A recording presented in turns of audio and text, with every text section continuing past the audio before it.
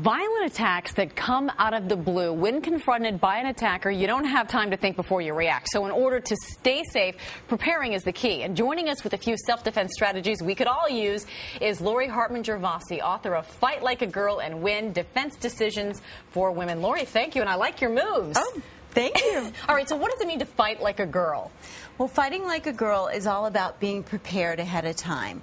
And the most important thing a woman can do is to make all of her personal security decisions today before the bad guy shows up. Yeah, you say you need to decide to move before you even walk out the door. Exactly. You have to be prepared to stay active in the fight of your life.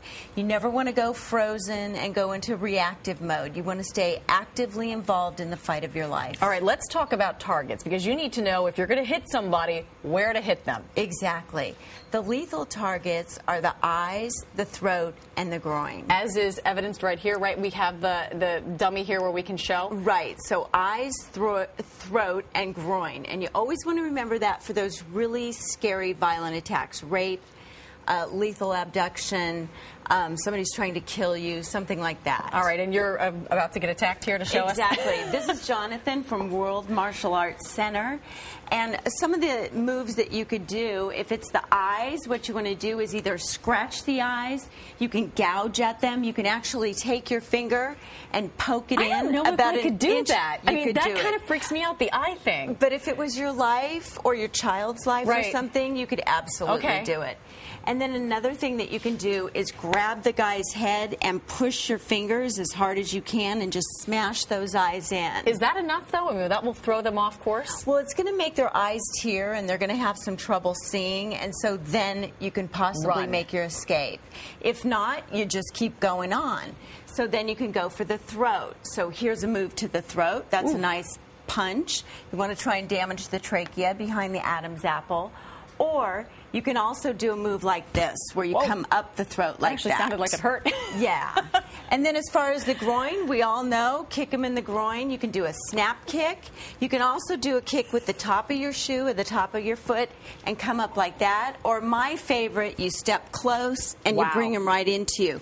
Because then you've got those two directions working against each other. You've got him coming this way and you kicking that way, and it's a little more force. All right, and there are secondary targets you can go for as well, correct, on the body? Absolutely. Some of the secondary targets and just some quick moves against those.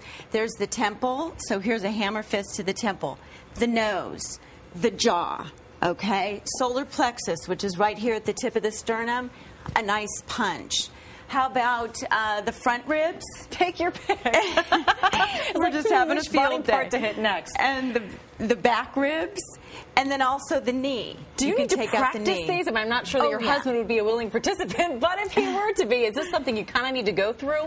Well, I practice because I'm active in the martial arts, but a woman can just aim for those. I mean, there's women with no training who are able to do these things. And we have weapons. Let's move over to the table here that we may not be aware of when we're perhaps attacked and someone has a hold on you.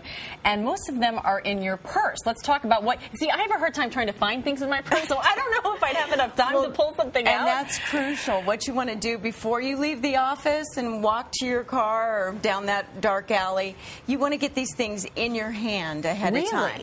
A ballpoint pen, surprisingly enough, you can actually stab someone and cause a lot of damage. Where do you stab them with a ballpoint pen? I would say carotid artery or temple. Sounds nice. I'm sorry. And then also rat tail comb, same idea. You could really scratch up somebody's eyes with the fingernail file. And of course, the keys, right? I've definitely heard of that. You're supposed to keep them in your hand like this. What can you do with your cell phone? I love the cell phone. I love thinking of it as a weapon. This one is especially great because it's got that nice little antenna that you can really go crazy with. Here's what I would do with a cell phone, and of course these women are carrying cell phones all the time. Right, no, we all have them in our hands. We always have them. I would do something like temple, carotid artery, ribs, and then maybe groin, and up the groin like that. Oh, all right. That hurts even me to look at. Okay, Lori, some great advice. Thank you, and it is something we should all think about. We appreciate it.